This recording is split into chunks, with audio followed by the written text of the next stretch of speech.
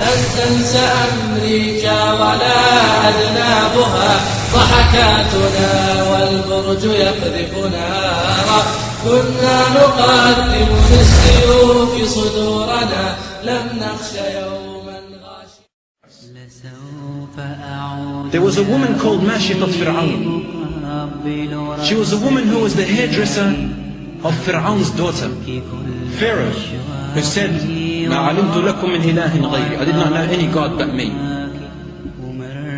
And Mashiqat Fir'aun, this hairdresser, she had embraced Islam in secret. And when she was combing the hair of the daughter of Pharaoh, the king, the one who said he is a god, the comb fell to the ground. And then she automatically, subconsciously picked up the comb and said, "Bismillah," in the name of Allah. And this Mashiqat Fir'aun, this hairdresser, had 5 children, and one of them was still breastfeeding. And then the daughter of Fir'aun said, "Allah, Abi, are you saying Allah, my father?" And she said, "No, Allah, the father of Allah, the God of your father and yourself and me." And she became angry. She went to her father and said to him, "Father, this woman worships another God beside you." He said, "What? She know another God beside me? Who is there? Call her to me." And they called her to him. And then she came and stood, a woman, brothers and sisters, in front of this great Pharaoh. And he said to her, "Who is your God?" And she said, "Allah is my Lord." He said, "Who is Allah?" She said, "Allah Rabbi wa Rabbuk." Allah is my God and yours. Yes, when she was cornered and put in the place, when she had to answer, she answered. She answered.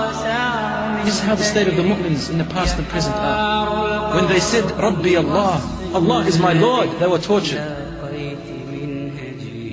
But we don't care, because we know what we are heading towards. We know who our Lord is, and we say what we believe. We are not liars. She said, "Allahu Rabbi wa Rabbuk." And then he said, "What? Bring the chains." They brought the chains. They began to punish her and whip her. "Who is your Lord?" And she would say, "Allahu Rabbi wa Rabbuk." And so he ordered for them to bring a large container. And then he spilled hot, boiling oil into this container. Large container. Like a swimming pool. And then he said, "Bring me all of her children." And they brought them one by one. He said, "Worship me, I am your God." She said, "Never." So he brought her first son, and he threw him into the oil. In front of her eyes, his meat and his flesh fell off his body, and then his bone disintegrated. Then they brought her next son, and she was firm, Allahu Akbar. And they burnt him. She could not stop him. And then her third, and then her fourth. Then finally her fifth, he was on her arm. And she was about to pull back. She was about to pull back in front of the eyes of all the people. When all of a sudden, and this is the hadith of the Prophet sallallahu alaihi wasallam, he said, when all of a sudden Allah subhanahu wa ta'ala from above 7 skies made her child or infant speak while he was in the cradle, and he said, "Isbiri ya ummati, isbiri ya ummi, isbiri ya ummi, innaki ala al-haq." Be patient, my mother, you are on the truth. Inna Allah qad wa'adaki bi jannah. Allah has promised you with a great heaven. Keep going, mother. And then they threw her son into the boiling oil, and then she was next. She knew that she was going to die, and then she began to cry, and Pharaoh said, "Why are you crying? Stop." And she said, "I'm crying because I want to ask you to do something for me. I don't know if you will do it." He said, "Ask me for whatever you like."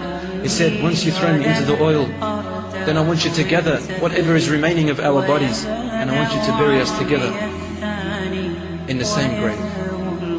Because I want to be resurrected with my children, and I want to go to Jannah with my children."